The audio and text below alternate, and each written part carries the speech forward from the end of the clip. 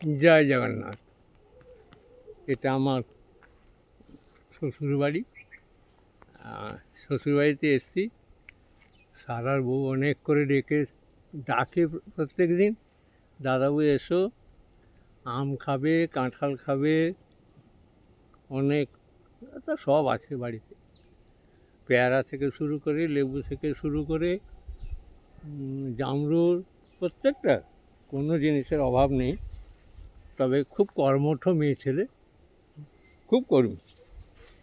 মানে নিজের শিক্ষাটাকে সেভাবে নিজে অপরের কাছে জাহির করে না, ঘরের কাজকে সে ছোট মনে করে না, সব কিছু নিজের হাতে করে, নিজে খুব সুন্দরভাবে যত্ন করে।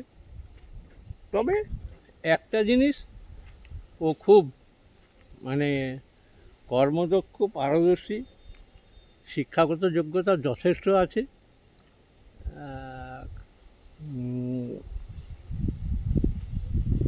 MA।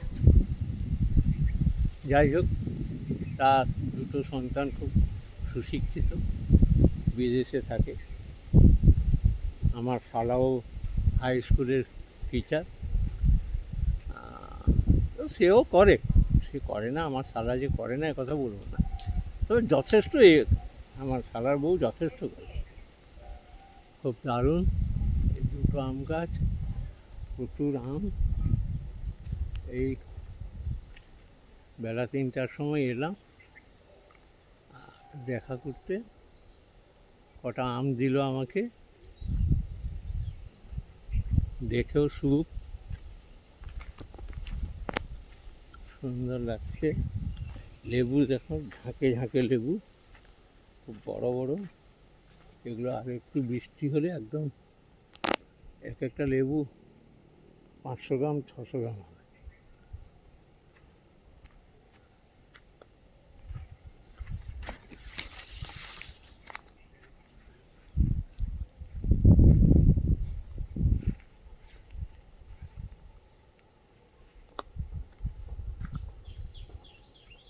দেখো কত লেবু,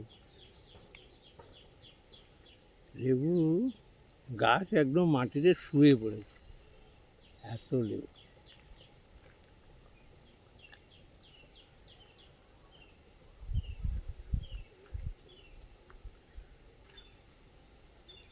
একদম গেটের পাশে একটা ফুলের গাছ,